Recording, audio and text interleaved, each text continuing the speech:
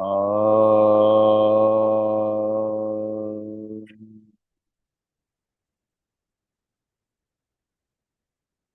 Om.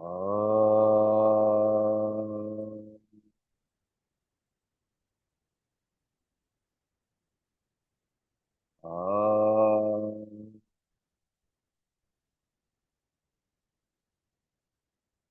Shri Gurubhyo Namaha. Harihi Om. Guru Brahma, Guru Vishnu, Guru Devo Maheshwaraha, Guru Sakshat Parabrahma, Tasmai Shri Gurave Namaha.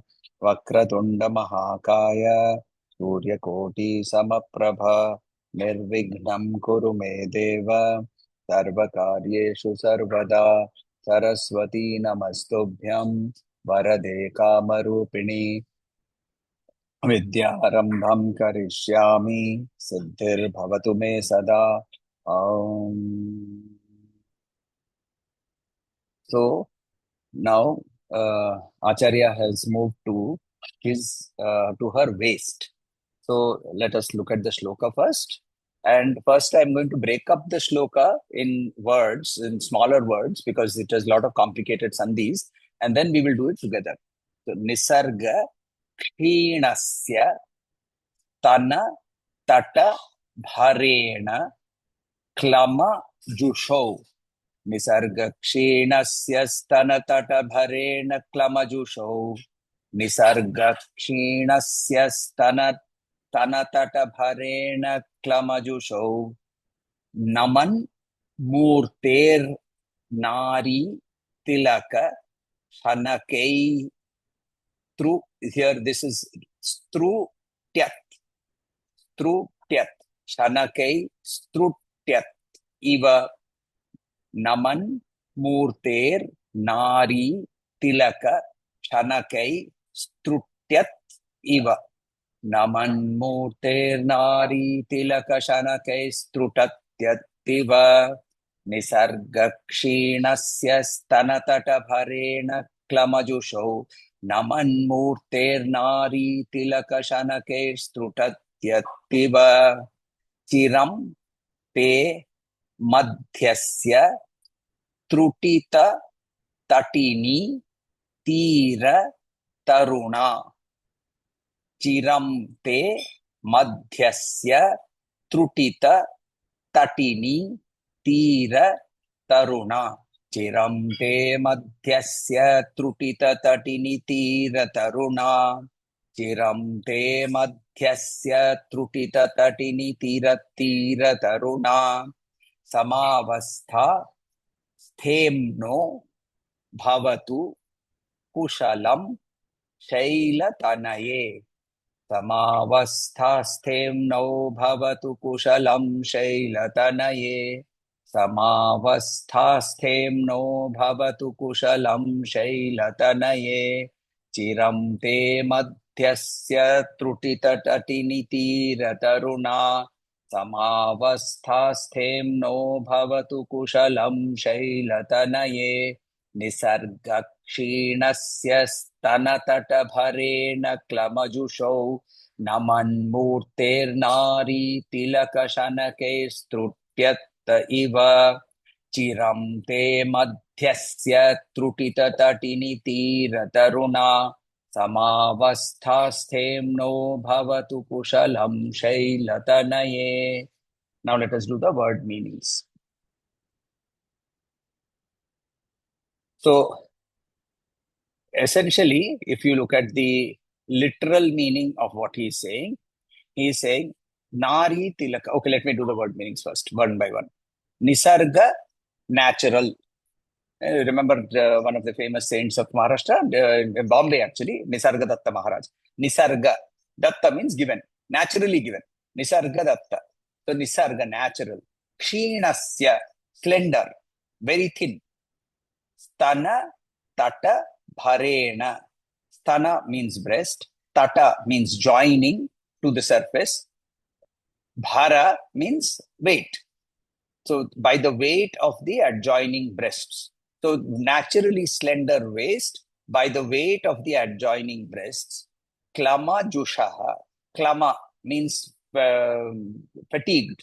So klamajusha, which is enduring the fatigue or strain from bearing the weight.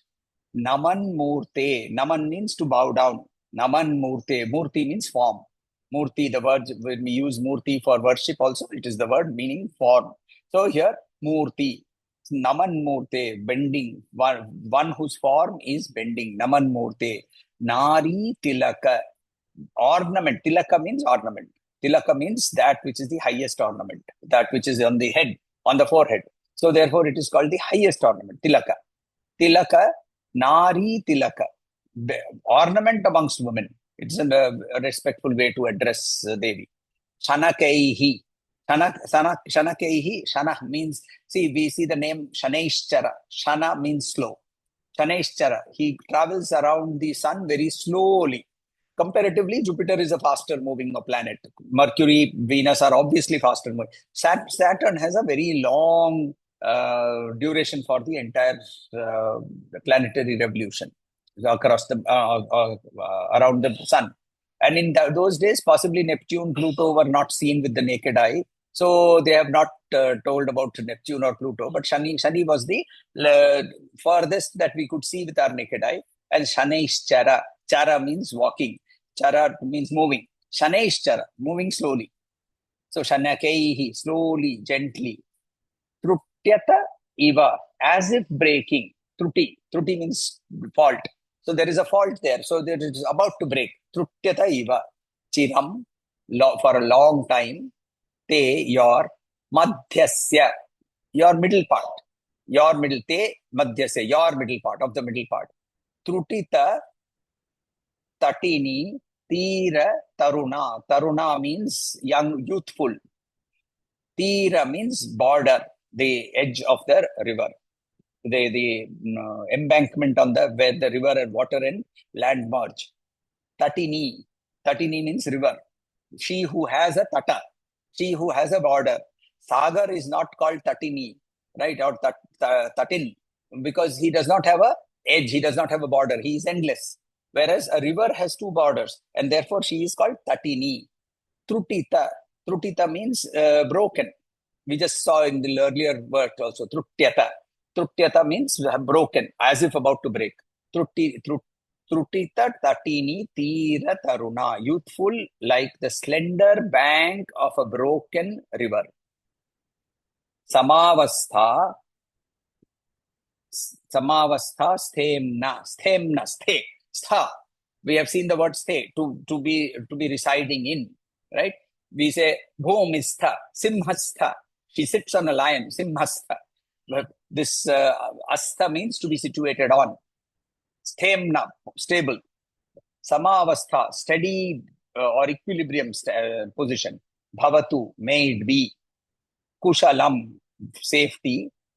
Shaila Tanaye. Shaila means mountain. Tanaye, having born out of the mountain. So the literal translation will be, O ornament of women, you whose naturally slender waist, nisargakshinasya madhyasya, bends under the burden of your full breasts.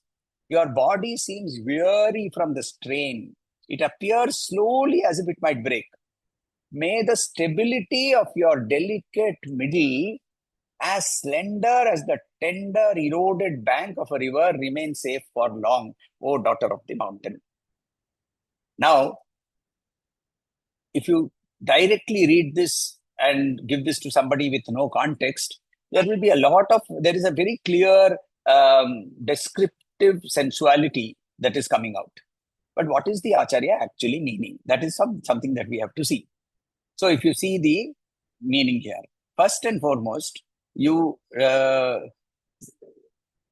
see, we have to understand the meaning of each of the parts of the body that are being described. The breast, tana tata, right? The weight of the breasts essentially means the nourishment, the fecundity, the abundance, the creation. This, the manifest universe, the multiplicity of forms. So that is the meaning, the symbolic meaning of the sthana tata. The lower body is the domain of the manifestation and action, prakriti. The upper body, the head, I was indicates just that, about to ask, is he describing Prakriti? and correct. And the domain of consciousness is the head, Shiva, pure consciousness. So what is the Madhya? The Madhya is the conjoining axis point of balance between the higher and the lower, the meeting point between heaven and earth, the meeting point between spirit and matter, the meeting point between consciousness of Prakasha and Vimarsha. Right? I'm using the words Prakasha, Vimarsha. We have seen those words earlier. That is why. So we are using Prakasha and that which reflects that. So this meeting point, the sthana, it has to be very narrow, isn't it? Automatically, by definition. Because Prakasha will come down to a point and Vimarsha will come down and become a angle from there, from a triangle. So it is But like that an is also hourglass. description of the linga, no? Like Prakriti and Purusha thing. So the Prakriti and Purusha, the linga is separate, the yoni is separate. Here they are not separate. They are one. So that is another very important point. That what we view as Prakriti is nothing but Purusha in manifested form. And that is the important learning here. So, very metaphorically, we can understand. So, that now another interesting meaning that you can derive here, if you do a little bit of meditation on this, is that the waist indicates where around the Manipuraka chakra. And that is where the lower and the upper again are very clearly joining. And that is from where the Sushumna will start. So the Sushumna, which is a very slender nadi, Ida and Pingala are more robust. So it is a very slender nadi and it has to remain firm. It has to remain firm. Stem, no. It has to remain firm. If it remains firm, the arousal of the Kundalini moving from the lower to the upper becomes easier. So what is the sthana bhara? The sthana bhara is the tamas. It is the pull of creation. Why? What Shakti's descent is through compassion. Compassion itself is also can be a tamasic feeling because it is creating attachment. So sthana bhara, the bending of her form, naman murte, right? It shows that consciousness allows manifestation to exist. Without the permission of consciousness, this manifestation has no meaning. Right? We keep using the example. Somebody from our Calcutta group, young chap, comparatively, he must be possibly about at least around 5 to 6 years younger than me, has just suddenly passed away. Now, the moment he has passed away, what are we saying? May the soul, people who don't, I always object to this, may the soul rest in peace. What do you mean by soul rest in peace? The whole soul, may his soul rest in peace. Okay, so then who is he? If his soul, he owns a soul, then who is he? So, okay, may he attain Sadgati, right? Now, who is attaining Sadgati? Not the body. The body has been defined now as body because consciousness has gone. So when she bends, when she is allowing consciousness to pervade through this material universe, she creates this universe and becomes part of it. What is the eroded riverbank? Trutita, Tatini, Tira, Taruna. See, the riverbank is the boundary between the inner world and the outer world. And the more the inner world keeps flowing, the outer world will keep on getting eroded. So the erosion indicates the ever-changing Prakriti. But yet we are saying, may it remain stable. Why? Because unless it is stable, then I will have to come back in the next life to start the journey again.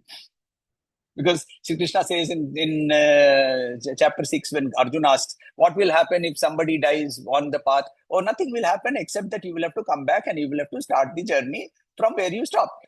Now, I don't want to do that. I have found the mother. I have attained to her feet. I have got hold of her feet. Now I don't want to let go. So he's saying, let this border not erode completely just now. Let me become part of you. Then let it go. Then there is no problem. So therefore, Trutita, Tatini, Tata, Taruna, right? So that is the meaning. So if you look at it from a entire, if you integrate all of this together, it says it is a prayer for cosmic equilibrium, right? This actually so-called romantic verse, it actually is a metaphor for universal stability. Now, if you look at it from uh, so till now, what we have seen, we have attained to the waist of the Devi, and we have seen what she is describing over there. Right? Any questions? Otherwise, we will move to the next verse.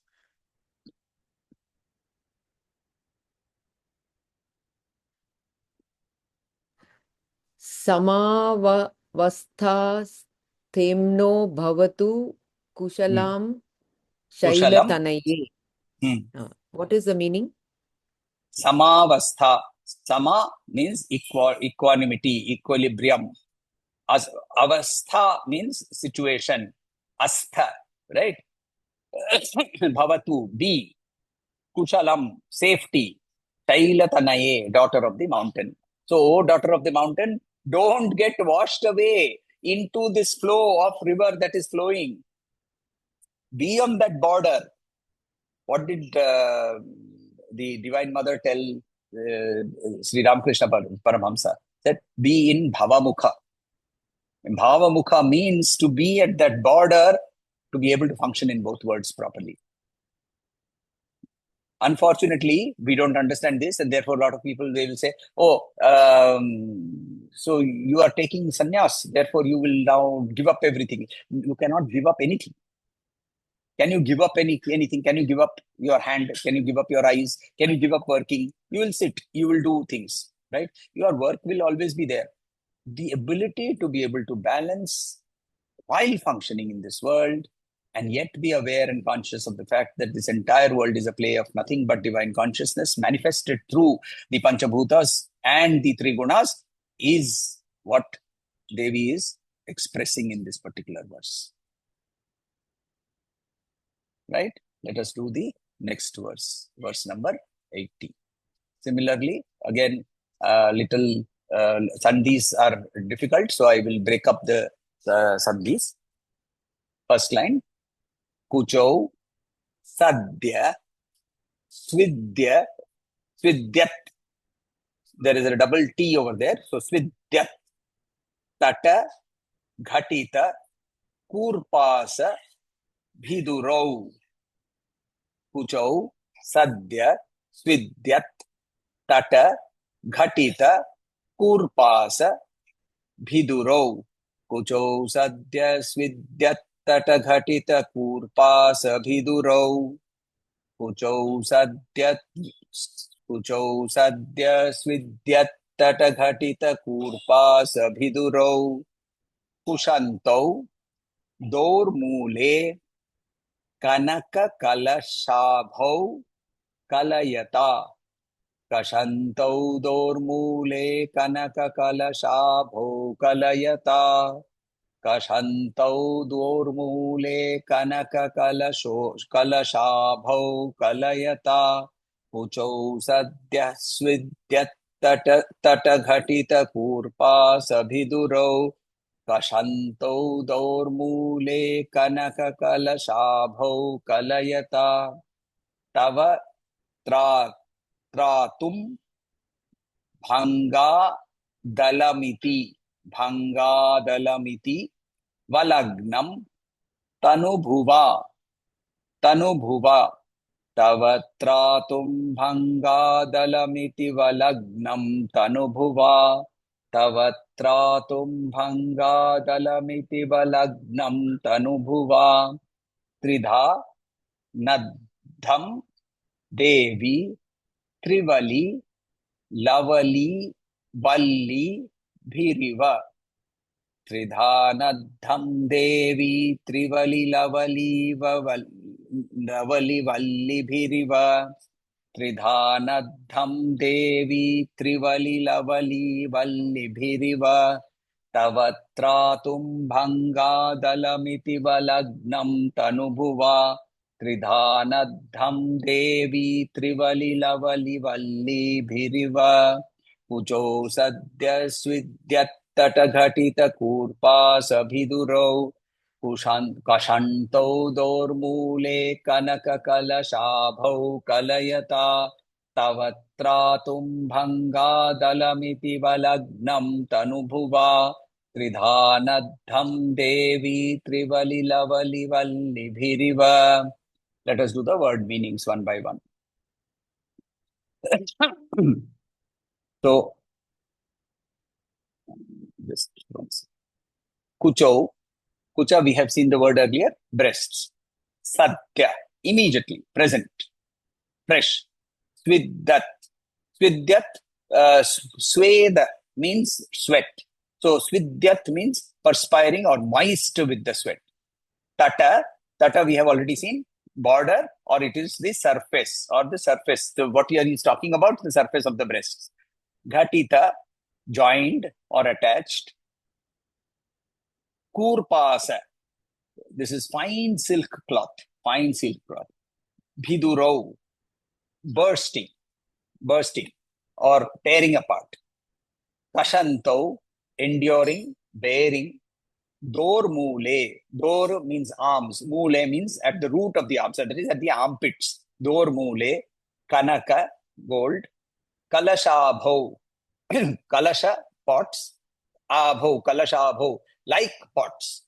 Like pots. Kanaka, golden pots. Like golden pots. Kalayata, by the creator.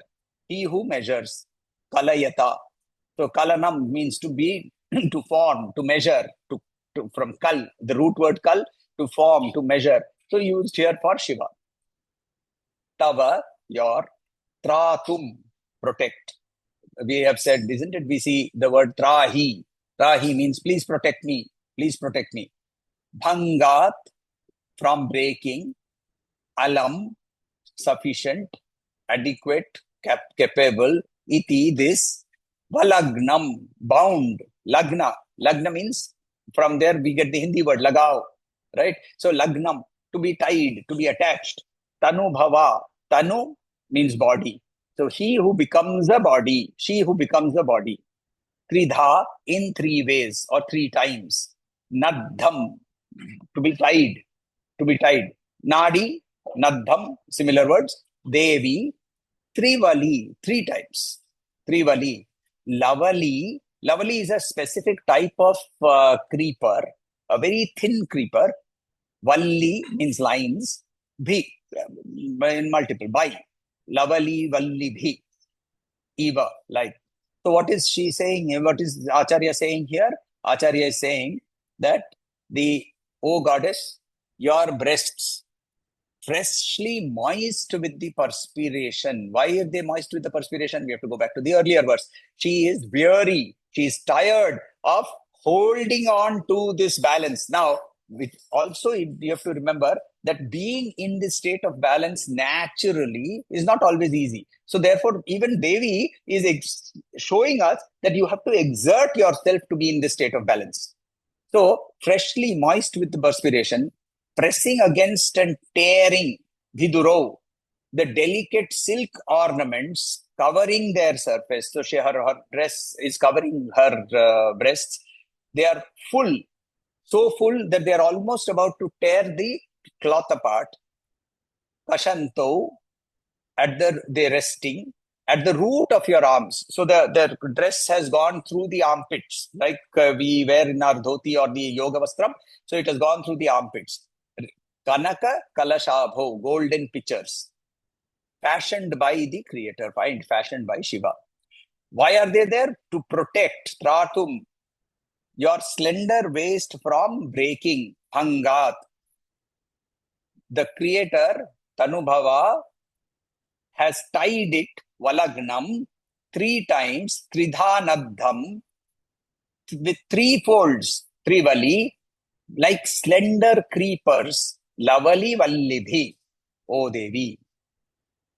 So, you see the beautiful imagery here, that her breasts, tired of the holding the waist up, right? They are, and because of the exertion, she is sweating. The sweat has covered the cloth, and the cloth is passing through the armpits. The breasts are round, full, like golden globes, and around her waist, because the description is actually around the waist only. We are talking of only the waist. Around the waist, there are three lines, as if the creator has taken a thin creeper and tied it three times around her waist. Right? Now let us look at the meanings. So the again breasts basically means the nourishment, abundance, and so on and so forth. What are the three folds of skin that are imagined as protective bands, creepers lovingly tied by the creator himself? What are these three bands? Very simple. They indicate all those things that we are talking about in the threes, right? Three avasthas, three gunas, right? The three deities, Brahma, Shiva, Vishnu, Shiva, all of these, the triads that we are talking about. Where are they held? They are held at the waist. They are at the junction point between the manifest and the unmanifest. Right? So that is how the devotional or the symbolic we can talk about. The beauty and the strength coexist. The fragility, the waist is so-called fragile, is held up by the divine intelligence of compassion, of abundance. So, in essence, here we are saying that this is a metaphor for the universe itself, the entire universe. So the surface image describes her arms, her breasts, her waist, the triple fold. These are corresponding not to anatomy, but to the energy centers and functional principles. So in Tantra, we say that the entire body of Devi is nothing but this entire universe, isn't it? So the breasts indicate the Kucho, indicate the Anahata Chakra. The arms indicate Dor Mule, indicate the Ida Nadi, the Pingala Nadi. The Manipura Swadhisthana is the origination point But of that the is Sushumna. also in Lalita, the Brahma Granthi, Vibedini, and all that, na? Correct. And the three folds indicate the three Granthis and the three Gunas. So, if you look at in the entire Soundarya Lahari itself, in the earlier verses in 10 to 15, we would have seen that there is a description of Mooladhara and rising through the Sushumna. In 30 to 40, there is a description of her moving through Swadhisthana Manipuraka. In verses 40 to 60, we see her going through the Anahata and the Vishuddhi. Then in verse 80, we are seeing her entire Virat Rupa. Similarly, we see in Lalita Sahasranamam, we see Mooladharam Bujarudha, right? Brahma Granthi Vivedini, Anahatab Jarasika, Vishnu Granthi Vivedini. We see these names, correct? So these are Taram the Bujaru. so Yeah. we see these Sahara triads. Vivarsha. Yeah. We see these triads, right? We also see something very interesting. Her waist is also described. Nabhya Lavala Romali Lata Falaka Kuchadvayi, whose twin breasts rise above a creeper-like waist with fine hair. Right? We saw that earlier. So all those descriptions. See, Acharya has not moved away from Lalita Sahasranam when he's doing Soundarya Lahari. If you have done Soundarya Lahari in detail, you will realize, because Soundarya Lahari did not come from Acharya. Right? Where did Soundarya Lahari come from? Came directly from her only, na? Vagvadini Rishayaha. Bhagwadini, yes. Yeah. So who gave it to us? Vagvadini Devis. Who are the Vagvadini Devis? She herself. Her. It's she herself. She manifested Vagvadini Devis from her own body and told them, praise me. I want to listen to somebody praising me. Nobody is praising me. All right, we do so much work. Wasn't that the Lalita Sahasranamam that came first? Yes, that's what I'm saying. Soundarya Lahari is also from her itself. No, Soundarya Lahari, we are saying, has been written by Acharya. Although there are multiple stories about that, she has not written. Soundarya Lahari has been written, some say it has been written by Shiva.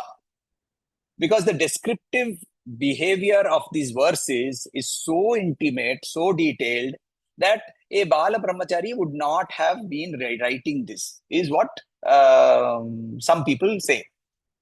My view is he was knowledgeable about everything in this world. And to the extent that he was not knowledgeable about the Kama Sutra, he went and took Parakaya Kalpa, did that and came back, and he had attained Siddhi of that particular science also. Hence, it is not beyond him to be able to describe. What is beyond us is taking it at face value and saying, oh, see how he has described. No. What he's talking about? He's talking about Ida, he's talking about Sushumna, he's talking about Pingala, he's talking of the chakras in a symbolic form. Vagwadini Devis, you see, the behavior is also very similar, like us only. When we do so much work in the house, and then nobody comes and says, "Tum kitna kaam karte ho? Thank you very much." Nobody says that. So Devi also, after killing Bhandasura and then doing so much work, then she's sitting. Nobody's coming and telling her, "See, you have done so much good for us." She said, "Okay, nobody will praise me. I only have to praise myself." Vagwadinis, come out, come, praise. So the Vagwadini Devis, they start telling. Vagwadini Devis then gave it to Lalita. Lalita herself gave it to Hayagriva in near Kailash on the west face. Hayagriva gave it to Agastya in Tirumatturu in Kumbakonam district. And from there it came. Lopamudra had already got it directly from Devi. So Lopamudra, but it was a secret, so she could not give it to her husband. So Agastya and Lopamudra, they were the primary. Therefore, what do we say? We say Lopamudra Archita, right? Mudra, yes. So Lopamudra. In Ashtotram, we say Kalashodbhava Durvasa Pujita. In Ashtotram, it is there. Not in Lalita. In Lalita, it is Lopamudra Archita. Right? So Lopamudra received it first. However, she could not impart it because she was not given that authority. Hayagriva, being the author of knowledge, he is the embodiment of knowledge in Vaishnava traditions. Instead of Dakshinamurti, Hayagriva is worshipped. Right? Sadashiva Samarambham, they say Hayagriva Samarambham. So that is where it starts. The Guru Paddhati starts from Hayagriva over there. And then depending upon the Paddhati, they will say Ramanujacharya Madhyamam or Madhavacharya Madhyamam, etc. But both Dvaita and the Vaishnava Dvaita and the Vaishnava Advaita, the Vishishta Advaita schools, they take Hayagriva as the first Guru. So Hayagriva is the source of knowledge. Also, if you look at it, he is the one who retrieved the Vedas. So therefore, knowledge is one of the essence of knowledge is from there. So again, coming back, what has he described? He says, Kucho sadyat svidyat tatat ghatitat kurpasa vidurau kashanto dormule kanaka kalashabhau kalayata tavatratum bhanga talamiti valagnam tanubhava tridhanadham devi trivalilavali valli dhiriva. So beautiful. So these three, he ties up and says, these are how so you see, basically, I look at it like this, that the Sahasranama and the Soundarya Lahari, they are two different lenses looking at the same from different angles. And that is why I always like to compare, whenever you do any study, the two texts that I always look at as the paramount in the Shakta traditions will be these two. Then obviously, then there is the Saptashati, which is a procedural text. The Saptashati is a worshipping text. It is not a meditative text. It is a text for procedure. It is a text for ritual. It is a text. So Bhavana Upanishad comes from there. Chandi Homam is done through the Saptashati and so on and so forth. So it's a ritualistic text. Whereas Lalita Sahasranama, you can create ritual, but it is essentially a meditative text describing the forms and beauties and activities of the deity. Right? So, okay, I had too many questions now. I have to now recall. Yeah, go ahead. Whatever. If so, you were just mentioning about Soundarya Lahari and how Acharya has brought it to us. If Lalita Sahasranama has come directly from Devi, so then that probably has been his total basis to understand that Devi in that way to be able to give these verses, from Lalita Sahasranamam only, So, okay. So the story goes that he reached Kailasha, and he actually had the sakshatkar of both Parvati Parameshwara. So the Jagat Pitaro Vande, we say. So he had actual sakshatkar. He saw that beauty and he then visualized that beauty and he put that beauty down. But while putting that beauty down, did he deviate from Lalita Sahasranam? At no point you will find that deviation. There is no point anywhere where there is any deviation. Every point of description that he has come across, you will come across, it will either have its origin in Lalita Sahasranamam directly, or it will be a derivation from the Lalita Sahasranam. That was similarly what I was trying to reach, that it should have been from there. Correct. So it is there. That is how it has been. The second question I had was, when you talk about the triads. So in the Durga Shaptashati, there are the three forms that she takes. First she comes as Mahayogini, and then she is Mahalakshmi, and then First is Mahakali, Mahalakshmi, Mahasaraswati. Mahasaraswati. So that also tries out with the triads theme. So that is how, see, in the Devi Bhagavatam, the creation is described very differently from the other methods wherever we are seeing creation. When we see creation in Devi Bhagavatam, it says that the unmanifest first took on a manifested form. And that form is called Shri, or is called Adi Lakshmi. This form of Adi Lakshmi, as it is described over there, is similar to the Devi in Kolhapur. So she has a Shivalinga on her head, she is holding a fruit in one hand, she is holding a Panapatra in another hand, she has a Gada, and so on and so forth. Very unlike any Mahalakshmi. People over there, also in Kolhapur, they don't call her Mahalakshmi over there, they call her Ambabai. Ambabai, mother, right? To duality of mother, meaning highest mother. Now, she was Trigunatmika. She had all the three gunas in her. She split these three gunas out of her. And these three gunas, when they came out, they formed three different Devis. Now, because the names are similar, it becomes confusing. But these three Devis became Kali, Saraswati, and Durga. Now, if you look at the description of Saraswati in Saptashati, Ghanta, Mashula, right? The Ghanta, Mashula. No, Veena is not there. There is no Veena. That is a different Saraswati. This Saraswati is the ferocious Saraswati. She is the one who is killing Shumba, Nishumba, Rakta Bija, etc., etc.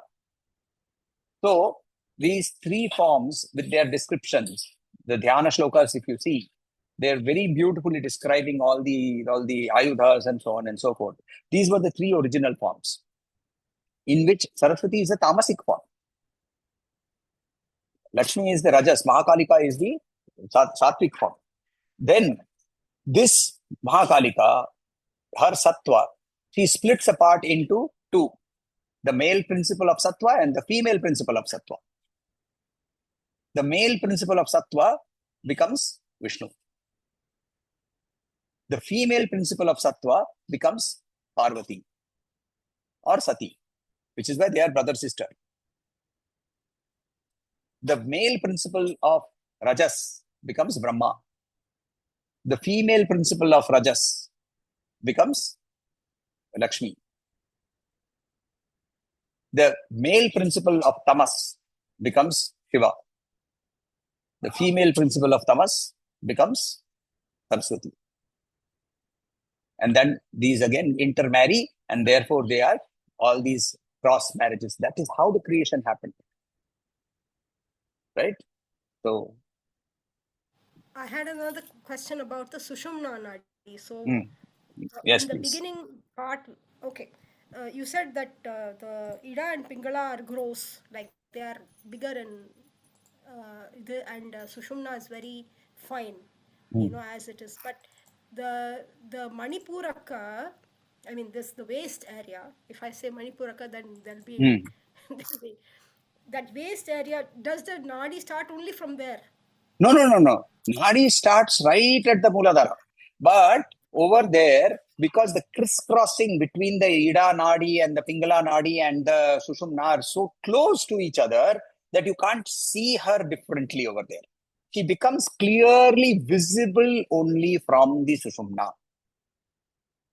So when you actually get rid of all the BMI, as Mhm. you put it, Yes, only then you can view her correct, or view correct, the rising. correct, correct.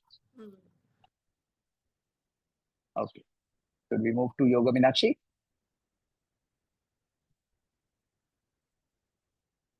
To verse number 10. षडन्ते नवान्ते लसद्वादशान्ते षडन्ते नवान्ते लसद्वादशान्ते महाबिन्दुमध्ये सुनादान्तराले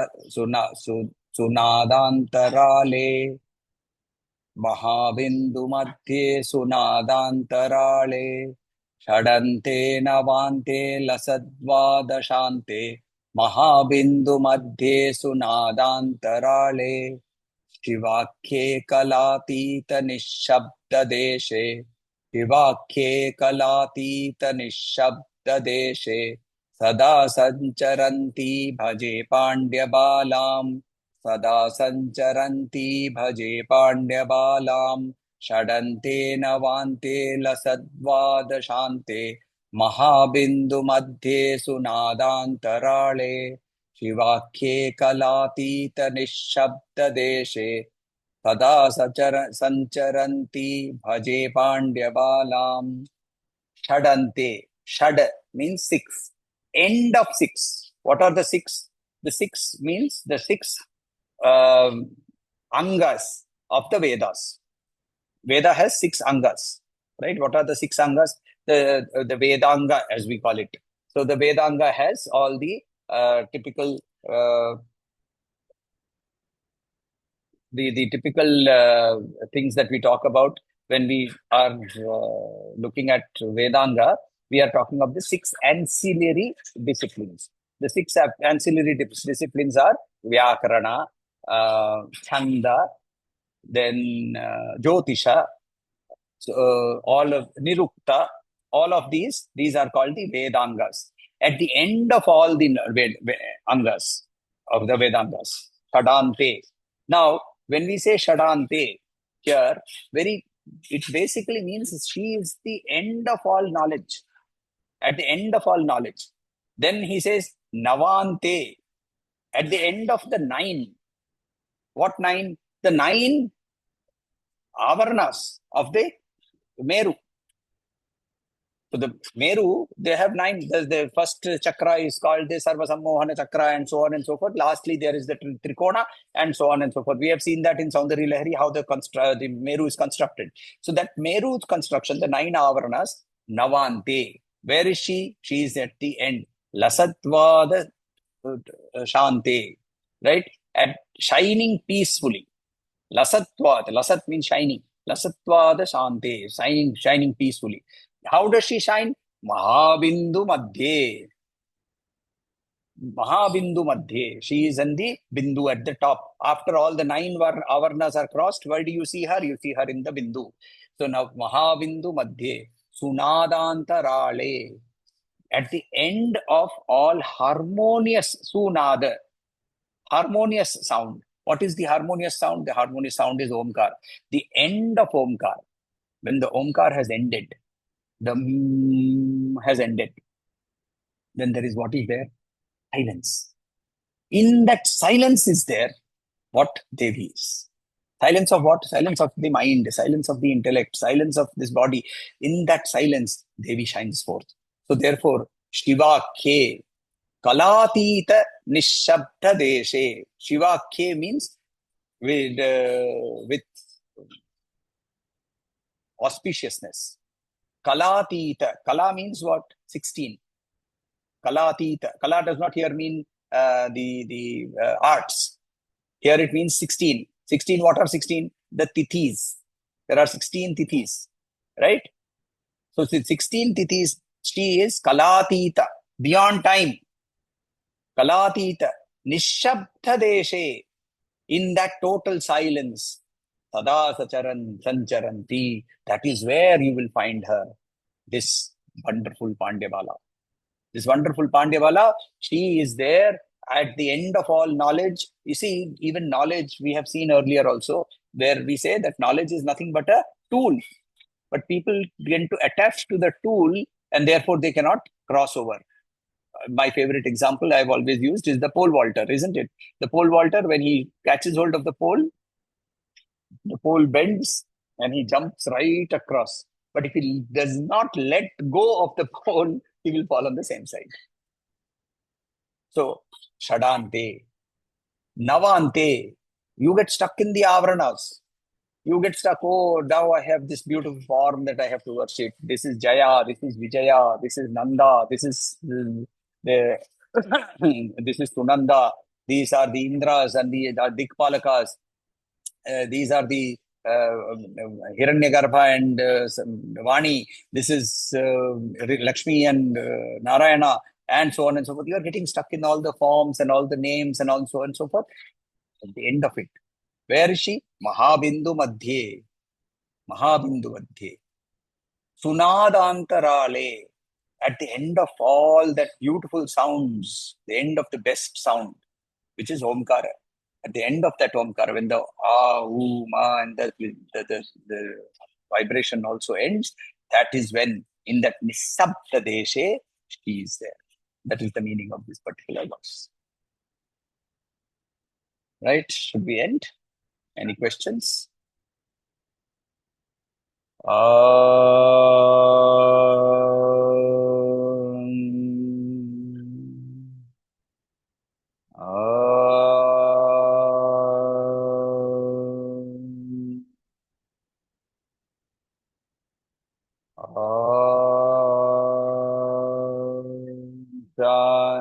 Shanti, Shanti, Shanti.